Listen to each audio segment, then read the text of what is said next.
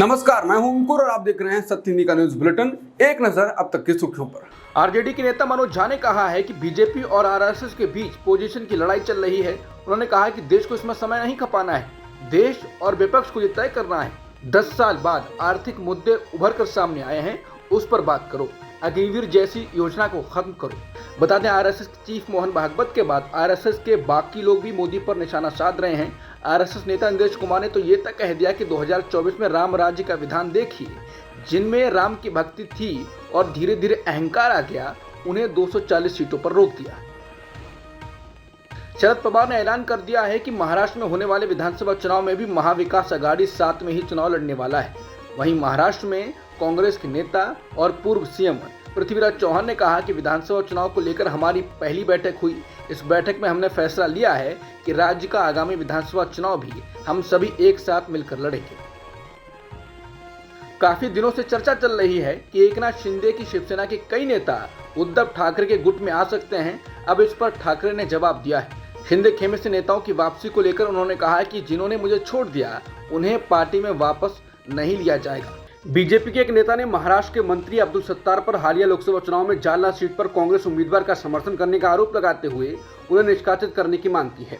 भाजपा के प्रदेश अध्यक्ष चंद्रशेखर बावनकुले को लिखे एक पत्र में पार्टी की सिल्लोड शहर इकाई के प्रमुख कमलेश कटारिया ने आरोप लगाया कि शिवसेना नेता सत्तार और उनके समर्थकों ने कांग्रेस उम्मीदवार कल्याण काले की मदद की थी, जिन्होंने पूर्व केंद्रीय मंत्री राव साहेब दानवे को हराया था।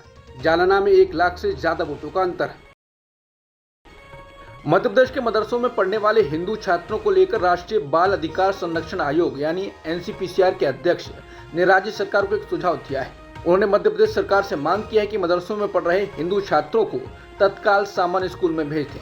इसकी वजह बताते उन्होंने कहा, ये मदरसे शिक्षा के अधिकार अधिनियम के अंतर्गत नहीं आते हैं। यहाँ बुनियादी ढांचे का अभाव है और ऐसे में बच्चों को यहाँ सही शिक्षा नहीं मिल पाती है। उन्होंने कहा कि मध्य प्रदेश में 1755 पंजीकृत मदरसों में 9,417 हिंदू बच्चे पढ़ रहे हैं और इन संस्थानों में आरटीई अधिनियम के तहत अनिवार्य बुनियादी ढांचे का अभाव है।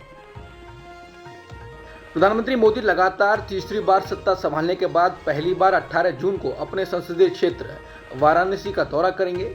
इस दौरान वो 9 करोड़ 3 लाख लाभार्थियों के लिए 20,000 करोड़ से अधिक की राशि वाली पीएम किसान योजना की 70वीं किस्त जारी करेंगे। केंद्रीय कृषि मंत्री शिवराज सिंह चौहान ने ये जानकारी दी।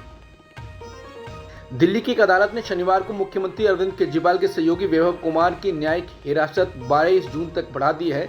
कुमार पर 13 मई को मुख्यमंत्री के आधिकारिक आवास पर आपकी राज्यसभा सांसद स्वाति मालीवाल पर हमला करने का आरोप है। नीट परीक्षा धांधली के तार अब गुजरात से भी जुड़ गए हैं। छात्रों को नीट यूजी परीक्षा पास करने में कथित तौर पर मदद करने की कोशिश करने के आरोप में गुजरात के पंचमहल जिले के गोधरा शहर में जलाराम स्कूल के स्कूल प्रिंसिपल सहित 5 लोगों को गिरफ्तार किया गया है। परीक्षा 5 मई को आयोजित की गई थी। पुलिस ने इसे पे फॉर पास नाम दिया है। ये मामला उस समय सामने आया है जब नीट यूजी परीक्षा में धांधली और पेपर लीक के आरोप लग रहे हैं। कांग्रेस के राष्ट्रीय अध्यक्ष मल्लिकार्जुन खड़गे ने शनिवार को कहा कि लोगों ने मोदी सरकार को अल्पमत में डाला है। उन्होंने कहा कि मोदी ने खुद कई बार खिचड़ी सरकार का जिक्र किया है। वो कहते थे कि अगर विपक्ष के पास बहुमत नहीं होगा तो सरकार कभी भी गिर जाएगी और बिना बहुमत कोई बड़े फैसले भी नहीं ले सकते। खड़गे ने शुक्रवार को कहा था, एनडीए की सरकार गलती से बनी हुई है, मोदी जी के पास बहुमत नहीं है, ये अल्पमत सरकार कभी भी गिर सकती है। इसी बयान पर पूछे गए सवाल पर उन्होंने कहा, ये सब नरेंद्र मोदी ने खुद बोला है और उन्हीं की बोली गई बातें मैं दोहरा रहा हूँ। बिहार में प्रशांत किशोर के नेतृत्व में जन सुराज यात्रा चल रही है। इसी यात्रा के दौरान उन्होंने बिहार के मुख्यमंत्री नीतीश कुमार की आलोचना करते हुए कहा, पीएम मोदी के पैर छूकर नीतीश कुमार ने बिहार का अपमान किया है। उन्होंने कहा कि नीतीश कुमार ने सत्ता में अपनी निरंतरता बनाए रखने के लिए प्रधानमंत्री के पैर छुए हैं। प्रशांत ने दावा किया कि वो नीतीश कुमार की आलोचना इसलिए कर रहे हैं क्योंकि आज वो जिस नीतीश कुमार की बात कर रहे हैं उनकी अंतरात्मा बिक चुकी है। जब वो नीतीश कुमार के साथ काम करते थे उस समय नीतीश कुमार एक अलग व्यक्ति थे। मोदी सरकार अब ब्रॉडकास्ट और डिजिटल माध्यमों के पीछे पड़ गई है, जिससे प्रेस की आज़ादी खतरे में पड़ गई है। केंद्र सरकार प्रस्तावित प्रसारण सेवा विनियमन विधेयक 2023, डिजिटल व्यक्तिगत डेटा संरक्षण अधिनियम 2023, प्रेस पंजीकरण अधिनियम 2023 और आईटी संशोधन अधिनियम जैसे कानूनों के तहत मीडिया पर शिकंजा कसने जा रही है। यह कानून मोदी सरकार को किसी भी ऑनलाइन सामग्री को हटाने का अधिकार देते हैं जिससे वो गलत या भ्रामक मानती है। इसका सबसे बड़ा नतीजा सोशल मीडिया पर सक्रिय लोगों को भुगतना होगा। हालांकि इस कानून के पास होने से पहले ही दिल्ली पुलिस ने एक्स से कहा कि वो पत्रकार और ऑल्ट न्यूज के संस्थापक मोहम्मद जुबैर के कंटेंट को हटाएं।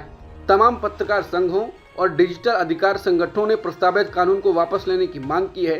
इन संगठनों का कहना है कि उस प्रस्तावित कानून का मकसद प्रेस की आज़ादी पर अंकुश लगाना है। पत्रकार संगठनों ने कहा कि सरकार डिजिटल व्यक्तिगत डेटा संरक्षण अधिनियम के जरिए आरटीआई कानून को कुचलना चाहती है।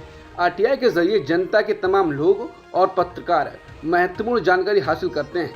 एडिटर्स गिल्ड ऑफ इंडिया ने तो पिछले साल अगस्त में ही प्रेस पंजीकरण एक्ट में किए जा रहे बदलावों पर आपत्ति जता दी थी। देश में तीनों नए आपराधिक कानून 1 जुलाई को लागू हो जाएंगे। लागू किए जाने वाले कानूनों में भारतीय न्याय संहिता 2023, भारतीय नागरिक सुरक्षा संहिता 2023 और भारतीय सुरक्षा अधिनियम 2023 शामिल हैं। तीनों नए कानून भारतीय दंड संहिता यानी IPC, code of criminal procedure और इंडियन एविडेंस एक्ट की जगह लेंगे। Department of personal and training ने शुक्रवार को नोटिस जारी कर इसकी सूचना दी। क्या दिन रात नफरत और जहर उगलते लोगों और नेताओं पर यूएपीए के तहत कार्रवाई हुई, लेकिन लोकतंत्र के लिए जरूरी माने जाने वाले विरोध की आवाज के तौर पर मुखर रही अरुंधति रॉय पर अब सख्त यूएपीए के तहत कार्रवाई की तैयारी है। अरुंधति रॉय मोदी सरकार की मुखर आलोचक रही हैं और उन्होंने कई मुद्दों पर सरकार की नीतियों की आलोचना की है। दिल्ली के उपराज्यपाल वीके सक्सेना ने शुक्रवार को लेखिका और कार्यकर्ता अरुंधति रॉय के खिलाफ सख्त आतंकवाद विरोधी कानून यूएपीए के तहत मुकदमा चलाने की मंजूरी दे दी है। हिंदुस्तानी आवाम मोर्चा यानी हम के नेता और केंद्रीय मंत्री जीतन राम मांझी ने आरक्षण के मुद्दे पर प्रतिक्रिया दी है। उन्होंने पत्रकारों से बात करते हुए कहा कि ना ही कोई संविधान को खतरा है और ना ही कोई आरक्षण खतरा है। झूठा प्रचार करके विपक्ष ने राजनीतिक लाभ लिया है। उन्होंने कहा कि जहां तक बेरोजगारी का सवाल है, नरेंद्र मोदी लघु, सूक्ष्म और मध्यम उद्योग के माध्यम से बेरोजगारी को दूर करने का प्रयास कर रहे हैं। इससे बड़ा प्रयास कोई कर नहीं सकता। प्रधानमंत्री मोदी ने शुक्रवार को इटली के प्रधानमंत्री जॉर्जिया मेलोनी के साथ मुलाकात की। इस द्विपक्षीय वार्ता में दोनों के बीच रक्षा और सुरक्षा सहयोग पर चर्चा हुई। साथ ही दोनों ने भारत और इटली के बीच रक्षा औद्योगिक सहयोग को और बढ़ाने को लेकर भी बात की। इटली के प्रधानमंत्री जॉर्जिया मेलोनी के नेतृत्व पर प्रधानमंत्री मोदी G7 आउटरीच शिखर सम्मेलन में भाग लेने इटली पहुंचे थे। भारत G7 का हिस्सा नहीं है, लेकिन उसे अतिथि के तौर पर बुलाया गया था। प्रधानमंत्री मोदी ने इटली में आउटरीच शिखर सम्मेलन में आमंत्रित G7 देशों और अन्य देशों के नेताओं से कहा कि भारत के चुनाव नतीजे लोकतांत्रिक दुनिया की जीत थे। इसके साथ ही उन्होंने ईवीएम तकनीक के उपयोग की सराहना की। सिरिल रामाफोसा एक बार फिर दक्षिण अफ्रीका के राष्ट्रपति चुने गए हैं। सत्तारूढ़ अफ्रीकी राष्ट्रपति कांग्रेस और विपक्षी दलों के बीच एक ऐतिहासिक गठबंधन समझौते के बाद दक्षिण अफ्रीका की संसद ने सिरिल रामाफोसा को एक बार फिर देश के राष्ट्रपति के रूप में चुना है। अब तक की सुर्खियों में इतना ही। बाकी खबरों के लिए बने रहिए सत्यहिंदी.com के साथ।